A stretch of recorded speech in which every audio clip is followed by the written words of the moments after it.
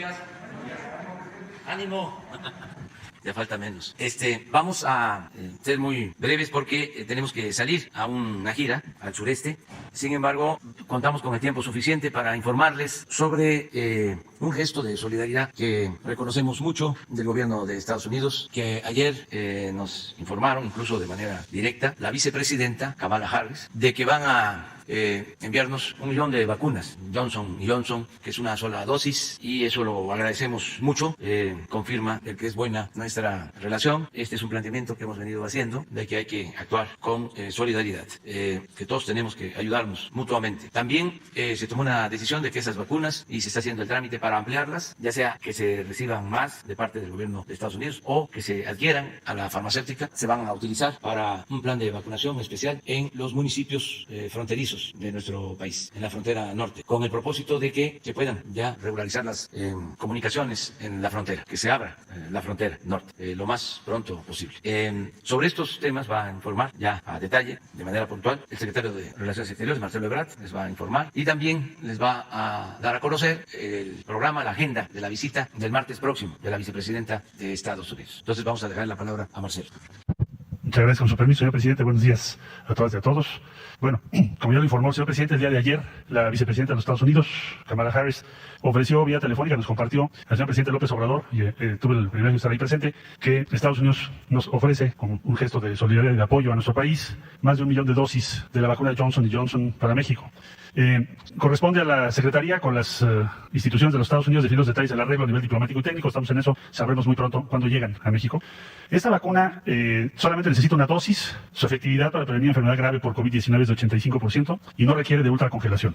El 27 de febrero de este año recibió autorización para uso de emergencia por parte de la Agencia Sanitaria de los Estados Unidos, FDA, por sus siglas en inglés, FDA, y el 27 de mayo recibió autorización por parte de COFEPRIS en México, con lo cual ya la podemos utilizar en nuestro país. Siguiente, por favor.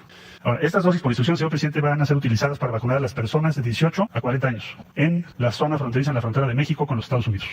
Esta zona comprenderá 39 municipios, que son los que colindan con los Estados Unidos.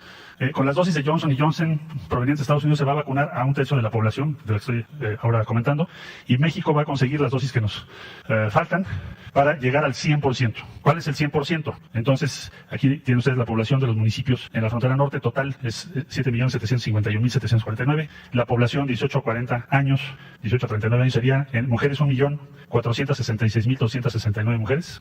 Tenemos 1.481.464 varones. La población total 2.947.733. En síntesis, 1 millón que aportan los Estados Unidos, 1.947.733 que aporta México, que nosotros conseguimos. Aquí está la distribución de los municipios que ya referí. Tienen que ver con Baja California, Sonora, Chihuahua, Coahuila, Zaragoza, Nuevo León y Tamaulipas, todos los municipios. Los más poblados son Tijuana en primer lugar. Tijuana tiene 700.913 adultos de 18 a 40 años. Ciudad Juárez tiene 571.572, Mexicali 350.269 y Reynosa 278.586. Estos son los 4 más poblados, pero se va a cubrir a todos. La siguiente, aquí está el listado ya más detallado, con todos los municipios: Baja California, Coahuila, Chihuahua, Nuevo León, Sonora, Tamaulipas. Bueno, ¿cuál es el objetivo? ¿Y por qué está dándole el señor presidente prioridad y destino en la frontera norte? El propósito es que la vacunación en México avance a grados o a proporciones similares a las que hay en los Estados Unidos. Por lo tanto, se agilice o acelere la reapertura de las actividades en la frontera entre México y los Estados Unidos. Porque la razón por la cual esto no se ha podido hacer es precisamente porque no tenemos los mismos estándares o la misma proporción de personas vacunadas, y pensamos que con esto habría ya todas las condiciones sanitarias para que Estados Unidos pueda acceder a que se reanuden las actividades, si no todas, pues su gran mayoría, y entonces no se mantenga la afectación económica, comercial y personal que ha habido en la zona fronteriza, que ha sido muy grave, porque ya llevamos más de un año. Entonces el objetivo es ese, que a fines de junio tengamos cubierta esta población y podamos entonces acordar con Estados Unidos que se reabran las actividades, o casi todas las actividades, en la frontera entre México y los Estados Unidos. Adicionalmente, el señor presidente también nos ha instruido que consigamos, obtengamos o garanticemos el abastecimiento, no tiene que ser de Johnson & Johnson, puede ser de esa u otras vacunas, para zonas turísticas clave de México, esencialmente Quintana Roo, Baja California Sur, y también se va a considerar a otras zonas turísticas como puede ser Jalisco, la costa Nayarit y otras zonas. Esto será ya detallado, seguramente hoy en la tarde, por parte de la Secretaría de Salud, pero el objetivo también es proteger a esas poblaciones, pero acelerar la recuperación de la industria turística en México. Eso sería por lo que hace a vacunas. Y si ustedes me permiten, para concluir sobre este punto, sobre este informe, está confirmado que la vicepresidenta llega a México el lunes por la noche, ya tarde, proveniente de Guatemala. Va a estar aquí el martes ya en la tarde sale hacia los Estados Unidos. La parte medular de la agenda que tenemos acordada es reunión aquí en Palacio Nacional de la vicepresidenta de los Estados Unidos y su comitiva. Primero tendrá un diálogo con el señor presidente de la República y después tendremos una reunión aproximadamente de hora y cuarto, hora y media, de ambas delegaciones. Y los temas de agenda que se han acordado primordialmente tienen que ver con lo que el señor presidente López Obrador ha venido proponiendo, insistiendo, de que nos pongamos de acuerdo para acelerar el crecimiento de la inversión del bienestar social en el sur de México y en Guatemala, Honduras y El Salvador, para que la migración sea opcional y no obligada por la pobreza o por la inseguridad. Ese es el tema primordial que vamos a tener, aunque probablemente se toquen otros temas, si así lo considera conveniente, señor presidente. Muchas gracias. Perdón, ahí lista. Bueno, uno y uno para que se toque el tema, si les parece. Entonces, empezamos con Paola Guzmán. Buenos días, señor presidente. Paola Guzmán, de RT. Señor presidente, usted ha impulsado en su gobierno lo que es la recuperación de la soberanía energética. Y bueno, como ejemplo está Dos Bocas, ¿no?, en Tabasco, y también la rehabilitación de otras refinerías. Una de ellas está en Salina Cruz, en Oaxaca. Sin embargo, esta refinería pues es constante que tenga accidentes. Hay derrames, explosiones, incendios bastante seguido. De hecho, la gente que vive en la zona ha denunciado que hay altas emisiones de dióxido de azufre y dicen que esto los está enfermando y que les está generando cáncer incluso a niños. Entonces, mi pregunta es, ¿qué se puede hacer para solucionar este problema? ¿Se está priorizando la producción de combustible a cambio de la vida de los oaxaqueños? No, no podríamos hacer eso. Lo más importante es la vida. Las refinerías se están modernizando y el propósito, además de levantarlas, porque querían los neoliberales corruptos que se convirtieran en chatarra para que todo el negocio de la compra de la gasolina dependiera de las importaciones y se beneficiaran a particulares. Por eso aumentaba constantemente el precio de las gasolinas. No debemos olvidar de que habían gasolinazos. Eso ya se terminó. Entonces, como querían que se pudrieran las refinerías, pues se les dejó en el abandono. No se invirtió y cada vez producían menos. Perdieron capacidad de refinación. Era un plan deliberado, perverso, porque esas refinerías pues se construyeron a lo largo de la historia en nuestro país para que nosotros, los mexicanos, contáramos con los combustibles y no importarlos. Cuando llegamos al gobierno se estaban importando gasolinas y diésel en un 70% de lo que consumimos. Eso se ha venido reduciendo y lo que queremos es ya no importar nada, que se produzca toda la gasolina en México. Y por eso se están fortaleciendo, modernizando las refinerías, incluida la refinería de Salina Cruz. Esa modernización significa cambiar plantas en el complejo de una refinería. Y el cambiar las plantas es modernizarlas para que sean plantas que emitan menos contaminantes. Entonces el plan de modernización de las refinerías incluye el que no se contamine, pero además hay una vigilancia permanente. Si se está por encima de la norma se tiene que parar, no se puede producir y tenemos pruebas para poder constatar de que no hay contaminantes más allá de lo permitido por la norma en la actualidad, desde que estamos en el gobierno, y vamos a procurar que se sigan modernizando las plantas. En el caso de la refinería de Salina Cruz, es la más nueva, se inauguró, empezó a operar en 1981, o sea, tiene un poco más de 40 años de estar en operación. Desde entonces, fíjense, no se construye una nueva refinería. Esto coincide con el periodo neoliberal, porque la política en el periodo neoliberal consistió siempre en vender petróleo crudo y comprar gasolinas. Hasta mediados de los años 70, bueno, a finales de los 70, principios de los 80, nosotros producíamos en México toda la gasolina que consumíamos. Pero cambió la política y se decidió vender petróleo crudo, se abandonaron las refinerías y nos volvimos importadores de combustibles. Ahora somos el país petrolero en el mundo que más gasolinas compra en el extranjero. Es una paradoja. Es como si vendiéramos naranja y compráramos jugo de naranja. Así de absurdo. Entonces ahora se está llevando a cabo, vamos a decir, esta reconversión. Ahora vamos a producir para el mercado interno. No vamos a estar apostando a vender materia prima, sino vamos a procesar toda la materia prima en nuestro país. Por eso se está también construyendo la nueva refinería de Dos Bocas, una planta coquizadora que quedó inconclusa en Tula, que también tiene ese propósito, convertir el combustóleo en gasolina. Esto significa menos contaminantes y por eso también se adquirió la refinería de Texas, la Deer Park, porque en aquel entonces, 1993, en vez de hacer la refinería en México, se decidió hacer una sociedad con Shell, en donde Shell posee el 50.01 de las acciones y México el 49.99. ¿Esto qué significa? Que la administración de esa refinería está a cargo de Shell y que ellos han decidido durante mucho tiempo que las utilidades de la refinería no se entreguen a Pemex, sino se reinviertan. Entonces, ahora se logró porque tenemos ahorros, ya no hay la corrupción que había antes en Pemex y en el gobierno, que se dedicaban nada más a robar, a saquear. Y con los ahorros que tenemos, sin crédito, se compró esta refinería, el 50% de las acciones, $600 millones. Fue una operación muy importante. Entonces, yo estoy visitando las refinerías periódicamente. He ido, desde que soy presidente, en 3 o 4 ocasiones ocasiones a la refinería de Salina Cruz y en efecto ha sufrido muchos problemas, hasta sabotaje. Antes de que llegáramos se incendió. Hace relativamente poco, cortaron todo el sistema eléctrico de la refinería para robarse todos los cables principales de alta tensión en la refinería. Bueno, todo eso se está atendiendo y a eso se debe que ahora esa refinería y la refinería de Salina Cruz y los dos puertos, Salina Cruz, Coatzacoalcos y toda la vía del tren del Istmo va a tener resguardo de la Secretaría de Marina. Ya está reforzando la vigilancia. Entonces, en esa refinería, sí, precisamente, hace relativamente poco, porque hay muchos intereses. ¿Qué intereses, señor presidente? Pues los que estaban acostumbrados a robar, imagínense cómo están. Los que vivían colmados de atenciones, de privilegios, no se resignan a vivir honradamente. Entonces, son procesos que estamos llevando a cabo, limpiando a Pemex de corrupción. Pues miren lo de Pemex, un exdirector de la pasada administración que denuncia actos de corrupción, que denuncia algo gravísimo, que se sobornó con dinero de Pemex a legisladores para que aprobaran la llamada reforma energética. De veras, un escándalo de corrupción que hasta apena como mexicanos. Lo otro, que el encargado de la seguridad pública en el gobierno de Felipe Calderón esté en la cárcel. Era una descomposición completa. Imperaba la corrupción en todo, en la compra de las medicinas, en Pemex, en la Comisión Federal de Electricidad, en seguridad pública, en el reparto del presupuesto que se quedaba arriba. No le daban nada al pueblo, les repartían migajas y eso cuando había elecciones para quitarle los votos. Entonces, ya cambió esto. Y en el caso de los ambientalistas, lo mismo. Estaba el saqueo en Alta, construyendo el aeropuerto en el lago de Texcoco, destruyendo el lago de Texcoco. Es en el periodo de entrega de concesiones para la explotación minera más grande en la historia. Es la destrucción del territorio y no decían nada, absolutamente. La entrega del agua a las grandes corporaciones, en el caso del norte, que no hay agua para el consumo humano, entregando concesiones de agua para producir cerveza y exportar. Y en todo, la corrupción. Y ahora aparecen los ambientalistas, pseudo-ambientalistas. Es como aparecieron de repente los feministas y se quisieron apoderar de una causa justa. Los conservadores se volvieron feministas, mujeres y hombres. Y así, pero es parte del proceso de transformación que estamos viviendo. Aquí lo importante ahora es decirle a la gente que va adelante el plan de vacunación. Vamos avanzando muy bien.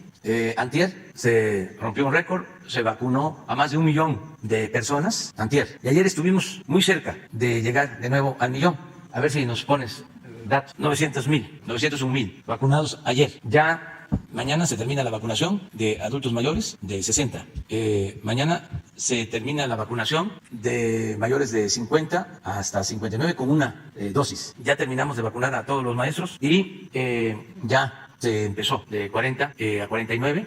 Vamos también a iniciar esta vacunación en la frontera norte, como se explicó. Le agradecemos mucho al gobierno de Estados Unidos que nos ayude con estas vacunas. Y además es un gesto solidario porque se ayuda a otros países que no tienen acceso a la vacuna. Nos informó la vicepresidenta que decidieron enviar a países 25 millones de dosis, de 80 millones que van a distribuir en el mundo. Es un buen paso. Y vamos a continuar con el plan de vacunación para que en octubre estemos ya vacunados los que tengamos más de 18 años, de 18 años en adelante, a esperar qué deciden las organizaciones mundiales de la salud, los especialistas en México, los técnicos, los médicos, los investigadores, para la aplicación de la vacuna a los jóvenes. Pero primero vamos a proteger a los más vulnerables, como ya lo hicimos. Ayuda mucho el que estén vacunados los adultos mayores. Nos da mucha tranquilidad. Sí, señor presidente, volviendo al tema de Salina Cruz.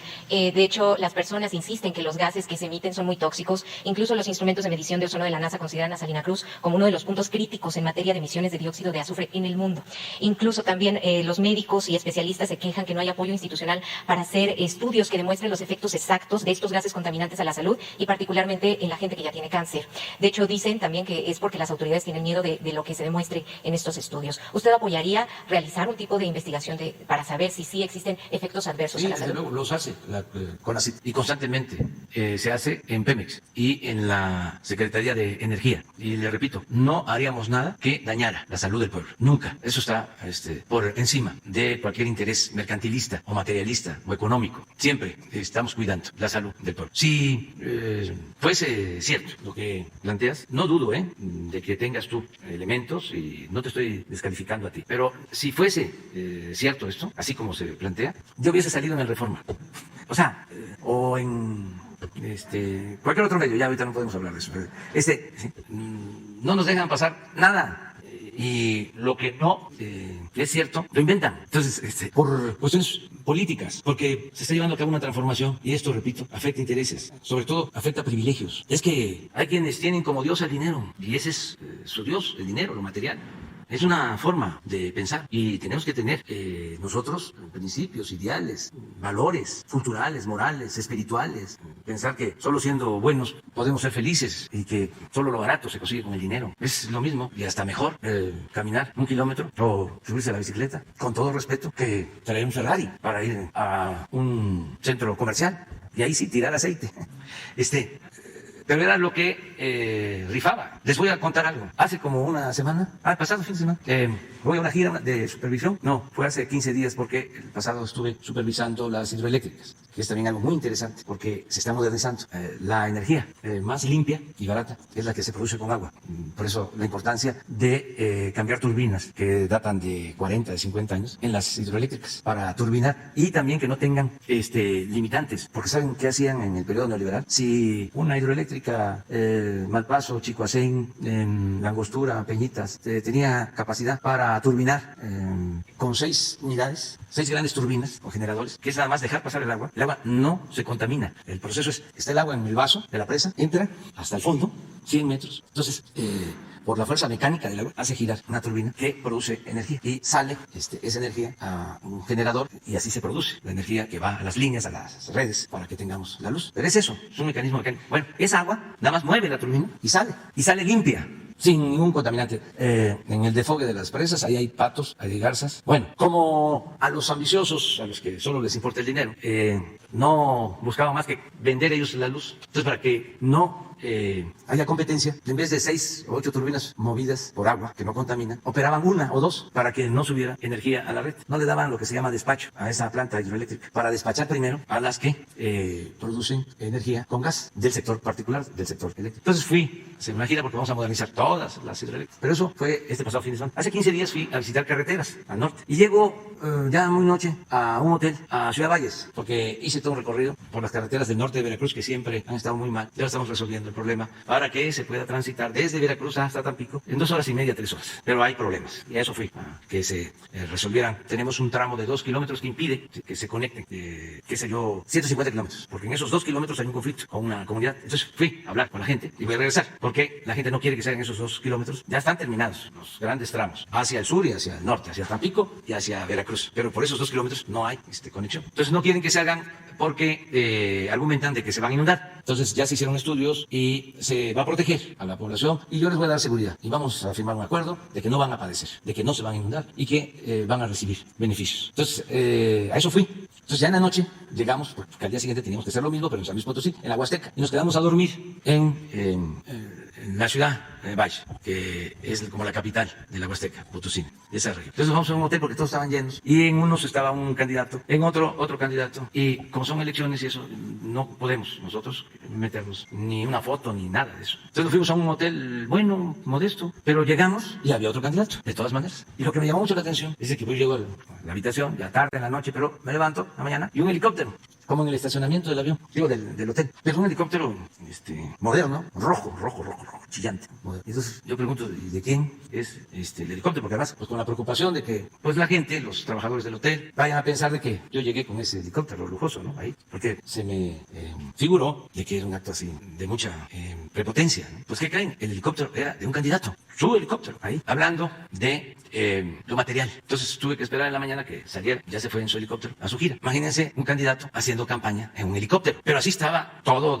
alterado y así seguimos, porque esto todavía no termina de irse. Lo viejo no termina de morir y lo nuevo no termina de nacer, pero tenemos que ir hacia el cambio. Entonces, nosotros sí nos importa el medio ambiente, mucho. Siempre hemos defendido el medio ambiente. Sí nos importa que se respete a las mujeres. Sí estamos a favor de las mujeres, en contra del maltrato a las mujeres.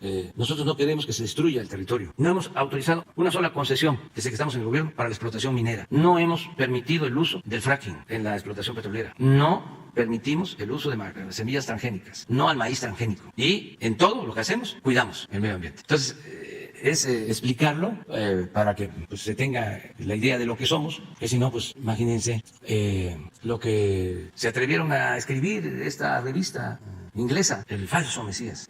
No hay. Bueno, vamos con José Sobrevilla. Gracias, presidente. Buenos días.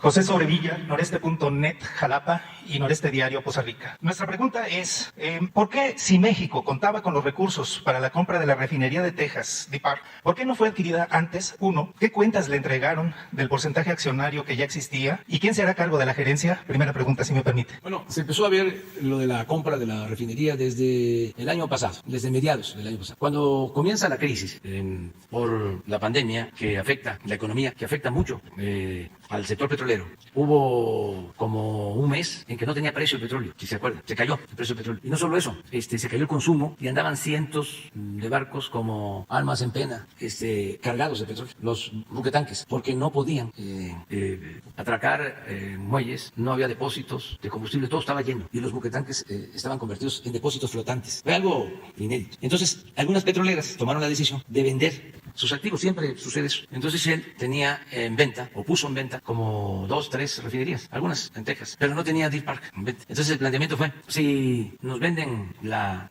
parte de sus acciones de Deer Park, nos interesa. Y ellos aceptaron. Entonces en estas operaciones se requiere un sigilo, incluso se firma un acuerdo para no dar a conocer la negociación. Y se empezó a llevar a cabo este trato. Yo quiero aprovechar para agradecerle a los accionistas directivos de Shell porque actuaron de manera responsable. Se hizo esta operación y se ha cumplido en todos los términos. Ellos han actuado como una empresa seria. Entonces, así fue que se llegó a este acuerdo. Además, pues teníamos recursos, porque si no tuviésemos, pues, aunque nos ofrecieran, no tendríamos con qué pagar. Entonces, tenemos ahorros. ¿Se acuerdan de los fideicomisos? Que fue todo un escándalo, cuestionamientos. Bueno, pues eso nos dejó como 60,000 millones de pesos. El cancelar estos fideicomisos que tenían dinero guardado, que se usaba mal ese dinero. Por ejemplo, todo lo que iba al CONACYT, la mayor parte, haciendo a un lado las becas y lo que se tiene que entregar y se debe de seguir entregando a los investigadores, una muy buena cantidad de dinero, la mayor parte que se dedicaba a la innovación tecnológica, entre comillas, pues era dinero que se ocupaba en construir elefantes blancos. Se puso de moda las ciudades del conocimiento. Entonces todo el dinero se quedaba en esos edificios y había muchísima corrupción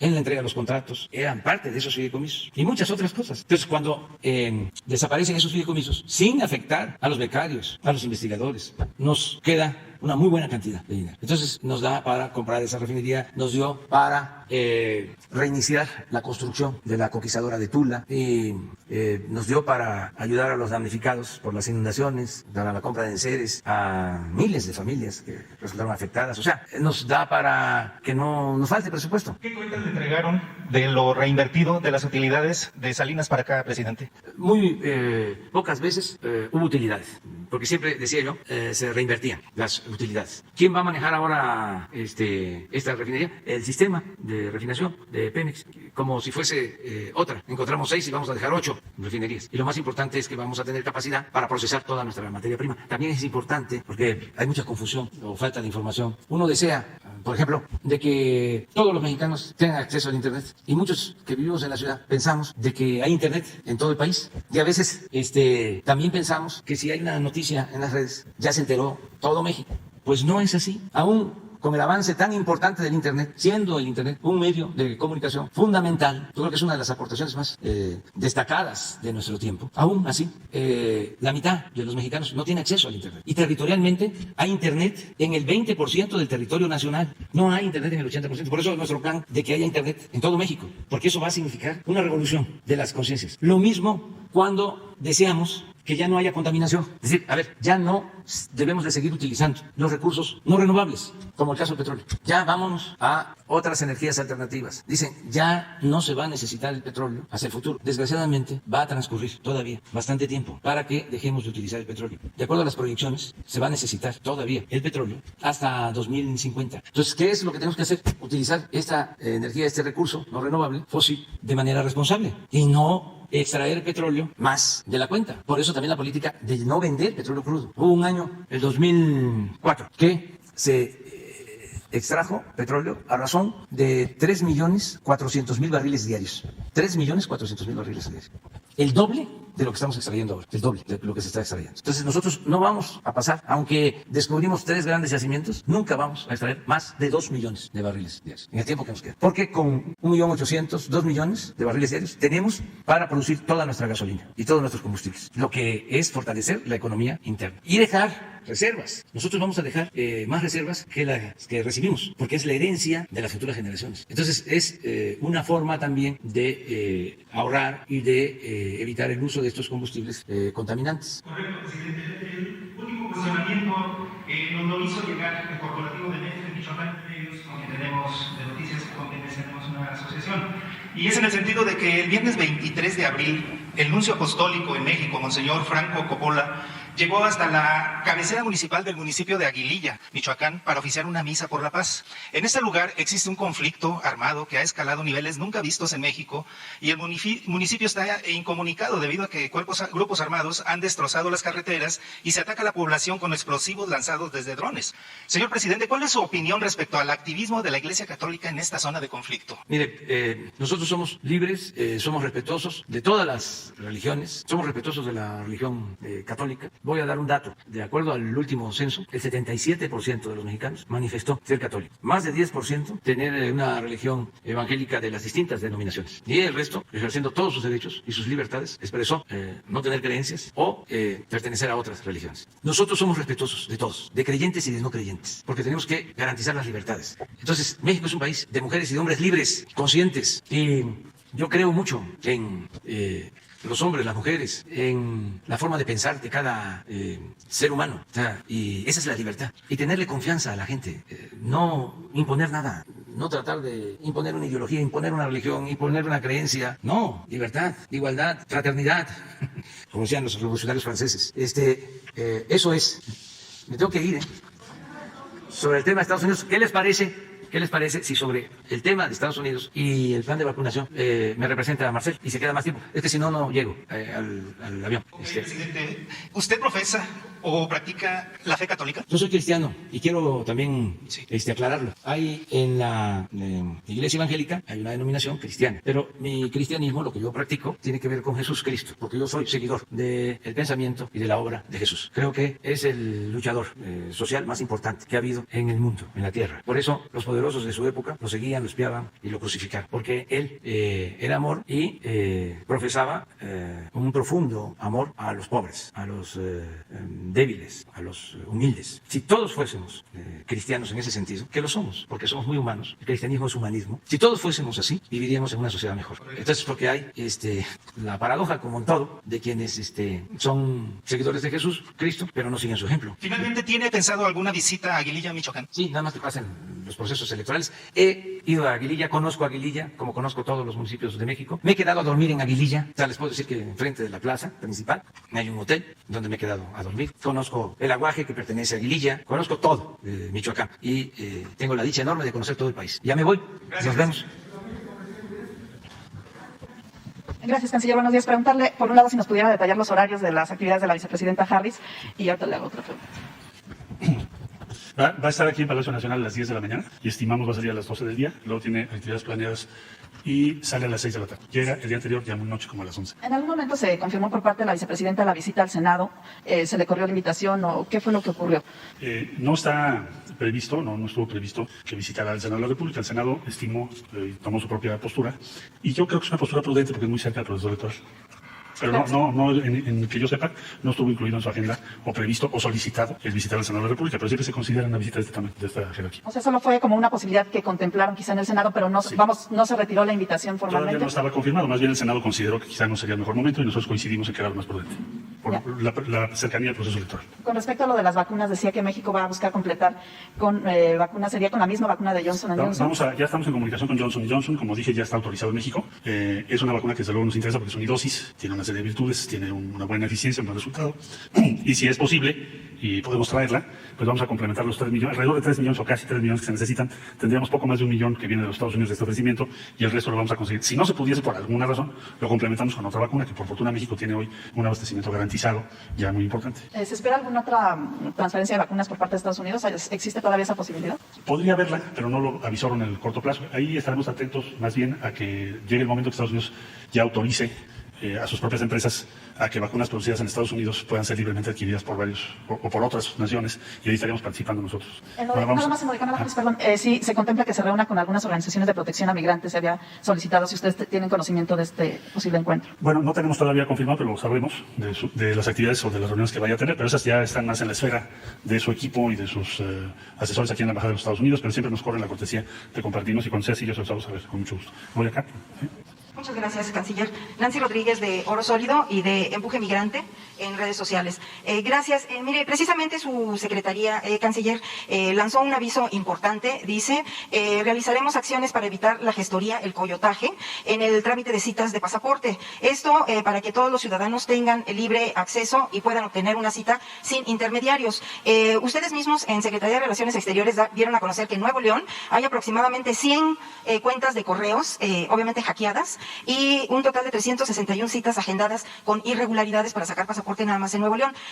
Secretario, esto exactamente es el modus operandi de una mafia con los hermanos migrantes en Estados Unidos, pero allá estamos hablando de más de 30 millones de mexicanos que padecen precisamente esta mafia. En esta mafia de hackeo cobran entre 100 y $200 la cita. Entonces, esto viene de administraciones anteriores, obviamente. Usted tuvo a bien, ahora en febrero, cambiar la empresa que estaba operando Mexitel, pero pues la hackearon también. Usted está enterado de eso, la volvieron a hackear. Y bueno, de esto es lo que quiero yo preguntarle, si se podría hacer un análisis y sobre todo una investigación de la policía cibernética, pero pues desgraciadamente ahorita está en conexión con Estados Unidos porque desafortunadamente también participan pues algunos otros hermanos de Centroamérica en estas mafias, pero sí es un hackeo, es exactamente lo mismo que se hace, pero estamos hablando de miles de citas. ¿Qué nos puede decir en este tema, señor canciller? Sí, con mucho gusto. Mira, lo que estamos haciendo son varias cosas. Primero, sí, ya solicitamos el apoyo del equipo especializado que se denomina Policía Cibernética para ese y otros delitos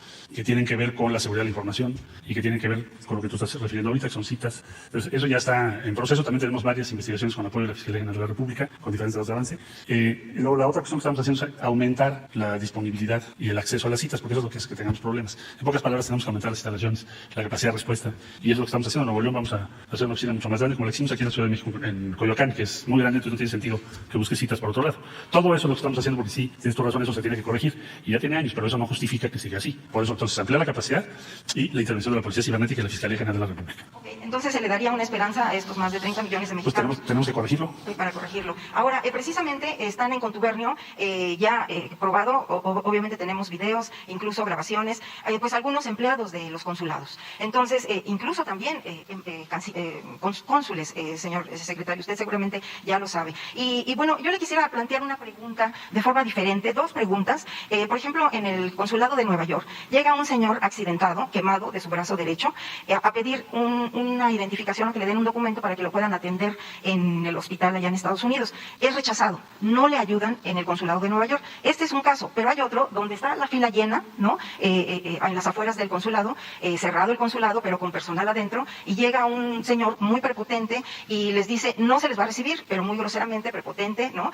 Incluso discriminando a algunos de los que estaban ahí presentes, de los hermanos, abre la puerta, empuja a una de las hermanas migrantes que estaban ahí, entonces, y se mete. Usted, desde su punto de vista, ¿qué sanciones podría tener un trabajador, en este caso, por parte de la Cancillería o por parte del Servicio Exterior Mexicano, canciller? Sí, mire, yo le diría que, primero, los consulados de México en los Estados Unidos, que son 50, son la red consular más importante del mundo. No hay ningún país que tenga 50 sedes consulares en otro país. México es el único que tiene eso.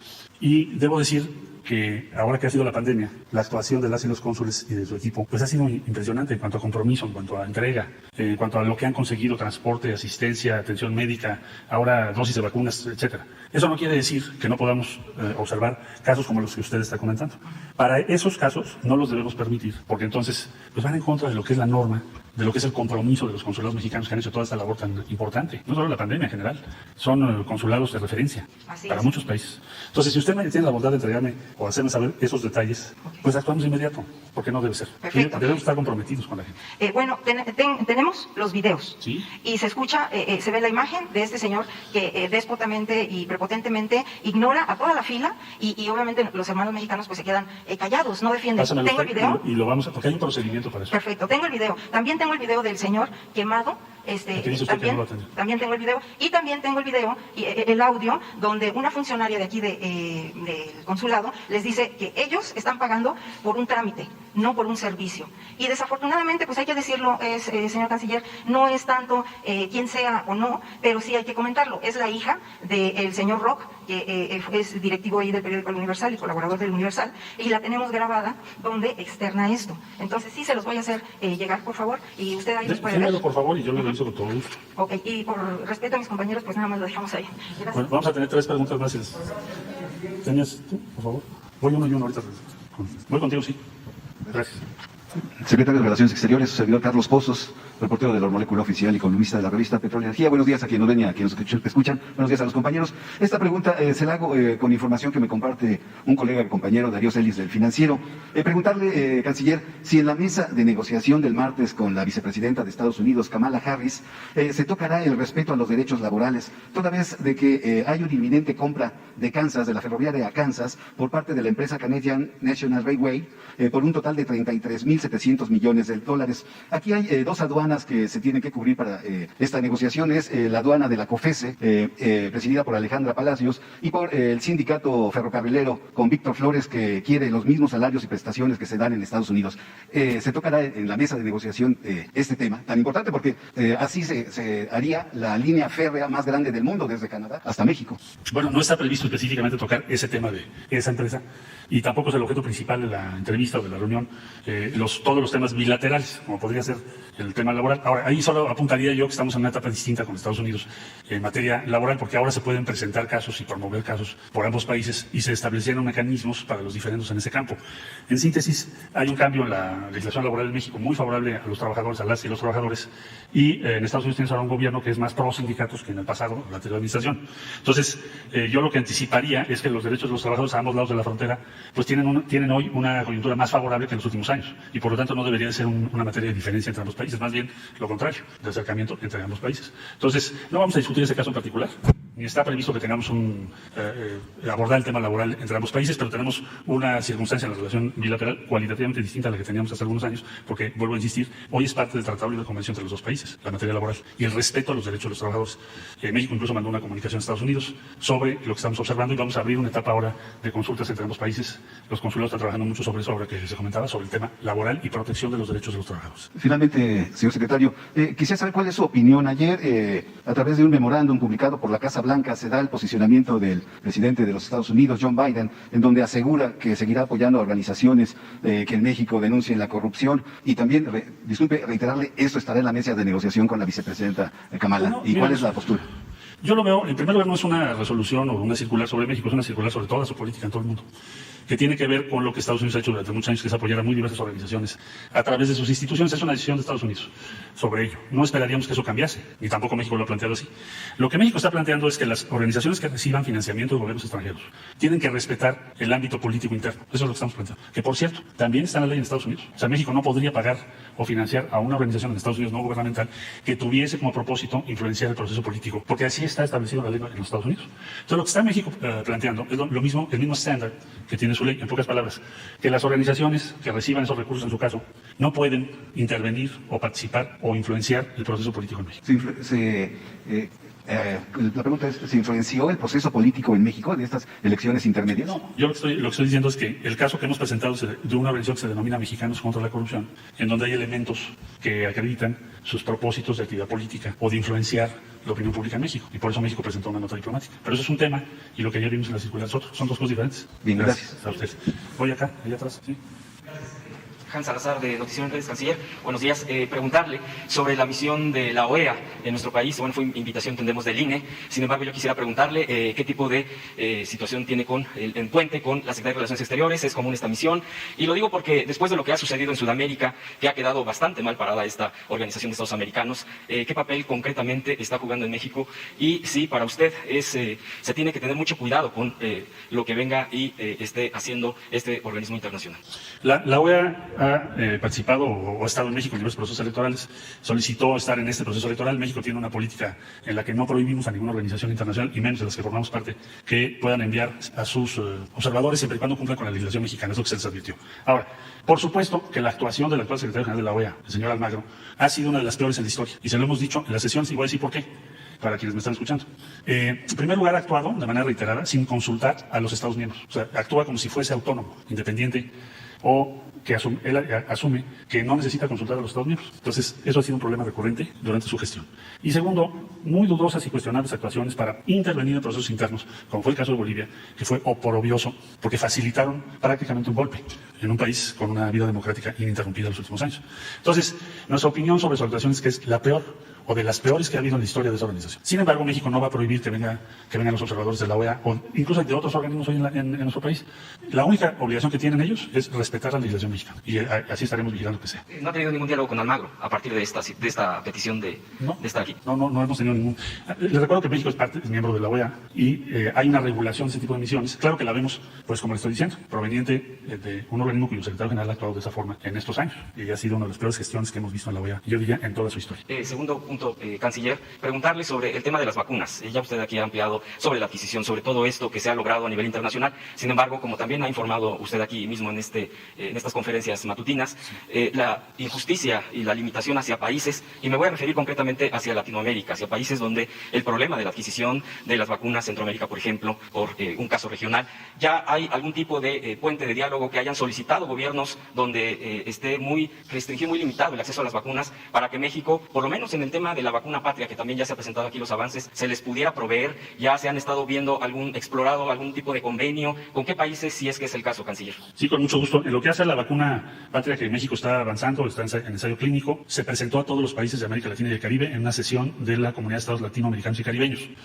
En esa sesión se invitó a los diferentes países para que presentaran las vacunas que están en ensayo clínico, porque la gran lección que tenemos de esta pandemia es que si nosotros no somos capaces de desarrollar las vacunas, producir las vacunas, pues nos va a seguir pasando lo que está ocurriendo, que hay una diferencia en el acceso a las vacunas. Hay países que en este momento en América Latina y el Caribe no tienen siquiera el 2% de su población vacunada. Estamos a junio.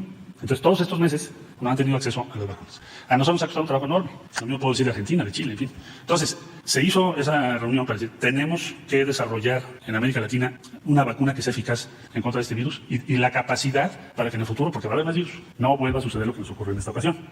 Es decir, la inequidad en el acceso a las vacunas. Bueno, se presentó Patria, se presentaron varias. En síntesis, para responder su pregunta, ya tenemos solicitudes de varios países, más de 7 en este momento, para participar en la fase 3. Cuando llegue la fase 3 de la vacuna que México está desarrollando, van a participar, bueno, por ejemplo, Guatemala, que vino hace poco el señor presidente Yamatei. Esos fueron los temas de conversación. Y ahora, por otro lado, el presidente López Obrador ya señaló que en el momento que se inicie la producción, en su caso, de esta vacuna, que estimamos pudiera ser hacia fin de año, de este año, un tercio la compartiríamos con los países de América Latina y del Caribe, cuando menos. ¿Ya fuera de Latinoamérica no hay ningún país que haya solicitado algún tipo de apoyo con este tema de la vacuna? ¿Fuera de qué, perdón? ¿De Latinoamérica? ¿Algún país? No, básicamente son países de América Latina y del Caribe. Gracias. Sí.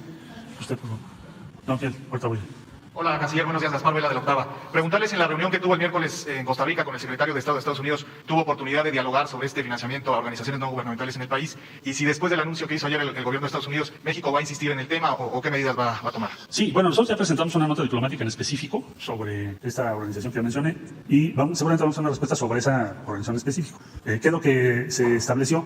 Está desarrollando actividades que la propia legislación en Estados Unidos respecto al financiamiento hacia el exterior de organizaciones no permite. Es la actividad política que mencioné. ¿Tuvo oportunidad de dialogar el miércoles, canciller? No traté ese tema en especial. Más bien lo que hicimos fue revisar dos cosas. Una, cuál es la visión política de México sobre la región, la Organización de Naciones Unidas y los principales temas hoy en el mundo. Y la segunda, lo que es la relación bilateral, en qué estamos de acuerdo México y Estados Unidos. Y creo yo que fue una conversación productiva que va a ser útil para los dos países, ese acercamiento que marca el inicio de compartir qué cosa, en qué podemos coincidir, cuál es la visión común de los dos países. Decía el comunicado oficial de la Cancillería que habían llegado también a acuerdos en materia de seguridad. ¿A qué acuerdos llegaron? Bueno, más que acuerdos, tocamos el tema de seguridad, de decir, bueno, para México la prioridad en materia de seguridad es reducir la violencia. Y para reducir la violencia necesitamos que Estados Unidos haga varias cosas. Ustedes recordarán que hace poco vino un equipo que platicó con nosotros, platicó con la representación de Defensa, de Marina, desde luego la Secretaría de Seguridad Pública y diversas, también tuvieron una conversación con el Fiscal General de la República. Sintetizo. No fue la materia principal de seguridad en esta plática porque no nos corresponde, sino a las áreas competentes, pero la esencia es, nosotros queremos reducir la violencia. ¿Qué necesitamos? Reducir el tráfico de armas a México. Preocupación Pues que, por ejemplo, Texas, que es el estado de donde más armas provienen a México, acaba de pasar una legislación en donde prácticamente ya no hay ningún requisito para que tengas armas en la calle. Eso acaba de pasar. Entonces, ese es un tema. El otro tema muy importante es el que tiene que ver con la presencia de los carteles en Estados Unidos, su capacidad de venta y su capacidad de enviar recursos a México. Pero eso ya lo van a ver las áreas de seguridad en detalle. Finalmente, perdón, canciller, en la reunión que van a sostener el martes con la vicepresidenta de Estados Unidos, Kamala Harris, ¿se planteará por parte del gobierno de México alguna estrategia precisamente para reducir el tráfico de armas de Estados Unidos a México? Pues nosotros lo planteamos como el objetivo principal de una colaboración o cooperación entre ambos países. Quiero decir, así como México tiene que hacer muchas cosas para reducir la producción y trasiego de drogas a Estados Unidos debe limitar drásticamente el acceso a armas de alto poder para evitar que la delincuencia lo tenga. Ese es el acuerdo. ¿Cuál es el compromiso tuyo y cuál es el compromiso mío? Lo que no se puede es tener solamente yo un compromiso y tú no, o viceversa. ¿Ha faltado compromiso por parte de Estados Unidos en esta materia? Pues yo diría que si lo vemos de manera conjunta, la revisión de los datos, pues no se ha logrado en lo que va del siglo reducir el tráfico de armas, como tampoco se ha logrado reducir el trasiego de drogas y como tampoco se ha logrado reducir el consumo. Entonces, no me adentro más porque va a haber ocasión, pero mañana, el día martes, que es tu pregunta, ¿esto va a ser el tema central de la conversación? No lo creo, no está planteada para eso. El eje de la conversación hoy con Estados Unidos es un acuerdo esencial que tenemos que darle el peso que tiene. ¿Cuál es ese acuerdo esencial? Una visión común de cómo resolver en lo inmediato opciones para las personas que están teniendo que migrar por migración forzada, por la pobreza. Ese es un acuerdo mayor. El otro, ¿cómo hacemos para que tengamos un desarrollo económico mayor? Recuperación económica y desarrollo económico. Va a haber un asunto que se va a plantear, es un diálogo económico de alto nivel que hace mucho que no se hace entre México y Estados Unidos. Eso sí se va a tratar el día martes. Ayer, por favor. Ahora regreso a este lado. Gracias, canciller. Buen día. Este gobierno ya es historia en la parte laboral porque hay una huelga en Notimex que hoy cumple 470 días y es histórico para una entidad pública en el caso de un gobierno. ¿Va a decir usted qué tiene que ver usted con Notimex? Aquí resulta que están afuera compañeros de Notimex, tienen más de un mes en un plantón pidiendo que, entre otras cosas, lo reciba el presidente o que la Junta de Gobierno de Notimex, que es la máxima autoridad de la agencia, sesione para que ahí se resuelva. Y en ese sentido, el canciller, puede estar en sus manos la solución a este conflicto, porque esa Junta de Gobierno, entre otras, lo integran la Secretaría de Educación Pública, la Secretaría de Gobernación, el Instituto Nacional Electoral y, por supuesto, la Cancillería. Por cierto, la Cancillería en este momento preside la Junta de Gobierno y simplemente con una convocatoria a la Junta de Gobierno, que por cierto no ha sesionado, tiene que sesionar cada 6 meses y ha sesionado una vez en lo que va del gobierno. Podría convocar bien a una asamblea, a una sesión extraordinaria. ¿Qué va a hacer usted? ¿Podría usted ser el conducto que resuelva esta huelga en Notimex, secretario, con todo este conflicto? Yo lo que te diría es que la Cancillería forma parte del órgano de gobierno de Notimex, igual que varias dependencias federales, pero no podemos actuar de modo propio, tenemos que ponernos de acuerdo con las diferentes instancias del gobierno y me comprometo que se los voy a consultar con mucho gusto, para ver qué podemos hacer para tratar de resolver ese conflicto. Sí. Porque la presidencia de la Junta de Gobierno, en este caso la Cancillería, puede convocar directamente y eso incluso ayudaría a que se vayan los compañeros que se retiren de su plantón, que por cierto está enfrente de la casilla donde va a votar el presidente de la República, ¿no? Y en vistas de la visita de Kamala Harris, a lo mejor no es una buena imagen política para el gobierno, ¿no? Voy a preguntar con mucho gusto. Gracias. Muy rápido, canciller. El tema de la gobernabilidad democrática se va a tocar con la vicepresidencia Kamala Harris, y me refiero porque viene mucho al tema del TEMEC, pero la gobernabilidad democrática atraviesa todo lo que tiene que ver con el TEMEC, y sobre todo un punto muy específico, canciller, que acusan al presidente, le atribuyen al presidente sus opositores que está construyendo una dictadura. ¿Se va a tocar ese tema? ¿Qué explicación le daría el gobierno de México sobre ese punto de gobernabilidad democrática a la vicepresidenta? No se tiene previsto tocar ese punto. México es la democracia más consolidada de América Latina hoy, o una de las más consolidadas de América Latina el día de hoy. Tenemos elecciones el domingo. El gobierno, y así lo ha sostenido el presidente de la República, está comprometido con la causa democrática porque esa es la lucha de todo el movimiento. Ha sido la lucha decisiva o que da identidad al movimiento que encabeza el presidente López Obrador, pero no va a ser tema el día martes. ¿Por qué no va a ser tema? Porque no lo es. No es un tema de preocupación por parte de Estados Unidos, ni nosotros admitiríamos discutir un asunto político en una reunión de esa naturaleza. Pero ni siquiera lo he propuesto. Ahora, entiendo que hay muchos promotores de esa idea, que quisieran ver esa idea, pero es una contradicción esencial. Es estás a 2 días de una elección enorme en México, con todas las garantías de participación, y estar hablando de visiones autoritarias es absurdo. Sí. Gracias. A ti. Allá atrás, por favor. Gracias. Sí. Buenos días, Arturo Contreras de Pie Página. 2 dudas sobre la vacunación. Entonces, la vacunación para zonas turísticas queda de momento aplazada. Y en la frontera hay reportes de que, bueno, o sea, se va a vacunar primero en la frontera. Y entonces, okay. Sí. A ver, preciso, no al contrario. Este 1.000.000 de dosis que nos van a mandar nos va a servir para que aceleremos la vacunación en los municipios fronterizos. Tenemos que conseguir todavía al menos 2 millones adicionales para los 39 municipios. Pero el presidente ordenó que se hiciera un programa parecido, similar, para las zonas turísticas de México, principalmente Quintana Roo, Baja California Sur, y se va a incluir a Jalisco y la Costa de Nayarit. Eso lo va a presentar la Secretaría de Salud, pero no tienen que ver con el millón que mandó Estados Unidos. Ese programa lo vamos a hacer con vacunas que ya tenemos, pero no significa que se va a posponer las zonas turísticas. No, para nada. Se va a hacer al mismo tiempo. Y una segunda igual sobre la vacunación. Hay lugares, hay maquiladoras, varias empresas en la frontera que ya han estado vacunando a sus trabajadores, ¿no? Los mandan a Estados Unidos y desde ese lado los vacunan y después los regresan. Entonces, saber si esto se está contemplando por el plan que se tiene, ¿no? Y saber si esto ha afectado de alguna manera. Y me quedaría una segunda pregunta. Bueno, hemos nosotros promovido vacunación en la zona limítrofe. Eso ha ocurrido en Tijuana y en otros puntos. Pero no creemos, yo creo que la decisión que se toma de 18 a 39 años va a cubrir más o menos pues ese universo, casi 3 millones. Y lo vamos a terminar hacia fines de este mes. Se tiene que hacer un esfuerzo muy grande para cubrir. Y entonces tus promedios de vacunación entre México y Estados Unidos serían similares. Y en ese momento la pregunta sería, bueno, ¿y por qué están restringidas las actividades que tienen un alto costo económico y social si ya tienes niveles de vacunación similares? Entonces pensamos que con ese esfuerzo va a ser más sencillo reabrir las actividades pues normales, económicas, comerciales y de todo tipo, turísticas, en toda la franja norte. Ese es el objetivo del programa. Sí. Gracias. Y ahora, referente a lo que comentaba hace un momento, ¿no? De que México no promueve que organizaciones internacionales financien actividad, que México no promueve que organizaciones no gubernamentales sean financiadas con dinero del extranjero para incidir en la política mexicana. Muchas de estas organizaciones que reciben dinero influyen en la política porque tratan temas políticos para todas las personas, desde feminismos hasta medio ambiente, a libertad de prensa, ¿no? Entonces, ¿cómo hacer para que esta regulación, ¿no? O esta intención de que no haya una incidencia directa en la política no coarte este otro tipo de iniciativas que de alguna manera pues benefician al pueblo de México? Bueno, yo te diría que la línea fronteriza es muy clara. Vas a tener influencia en la opinión pública, casi cualquier actividad que hagas. Hay organizaciones que representan diversas causas. Pero si México financiara en Estados Unidos una organización no gubernamental cuyo propósito fuese derrotar al gobierno del presidente Biden, influir con los diputados para que estén en contra del presidente Biden, bueno, pues ¿qué crees tú que nos diría el gobierno de Estados Unidos? Nos aplicaría un acta que está diseñada y fue aprobada en su tiempo, en su momento, para regular el vamos a decir, la influencia de gobiernos extranjeros en la política interior. Entonces, eso pues es un punto de común acuerdo en todo el mundo. Es muy obvio.